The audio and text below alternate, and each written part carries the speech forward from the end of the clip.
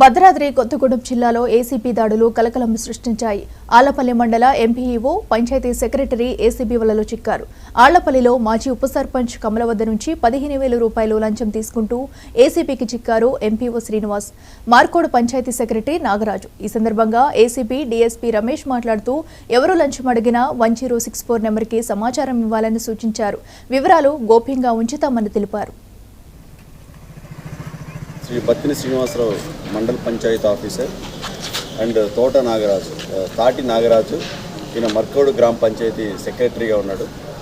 వీళ్ళిద్దరూ మర్కోడు గ్రామ మాజీ ఉప సర్పంచ్ శ్రీ కుర్రా కమల అనే ఆవిడ దగ్గర నుంచి 15,000 రూపీస్ ప్రైబ్ లంచంగా తీసుకుంటే ఈరోజు వీళ్ళు ఎంపీ ఆఫీస్లోనే, ఈ మండల పంచాయతీ ఆఫీస్లోనే వీళ్ళు వైస్ సర్పంచ్ దగ్గర నుంచి డబ్బులు 15,000 తీసుకుంటుంటే రెడ్ హ్యాండెడ్గా ఏసీబీ వాళ్ళు ఈరోజు పట్టుకోవడం జరిగింది.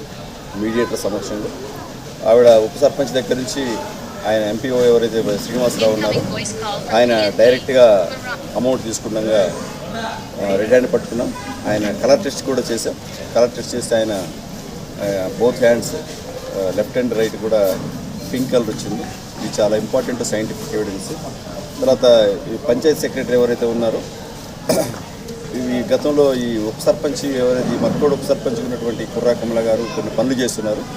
ఆ పనులకు సంబంధించి, గతంలో చేసిన పనులకు సంబంధించి, చేయబోయే పనులకు సంబంధించి వాటికి సంబంధించిన కమిషన్ అమౌంట్ గురించి శాంక్షన్ చేయడానికి, అంటే తీర్మానాలు చేయడానికి, గతంలో చేసిన దానికి చేయబోయే వాటికి సంబంధించి అమౌంట్ వీళ్ళు డిమాండ్ చేయడం జరిగింది. ఎంత ఏంటని అడిగితే 5% అని దాన్ని ఫిక్స్ చేశారు వాళ్ళు.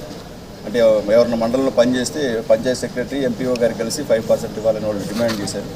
అట్లా డిమాండ్ చేసిన తర్వాత ఆ లంచం ఇవ్వడం వాళ్ళకి ఇష్టం లేదు.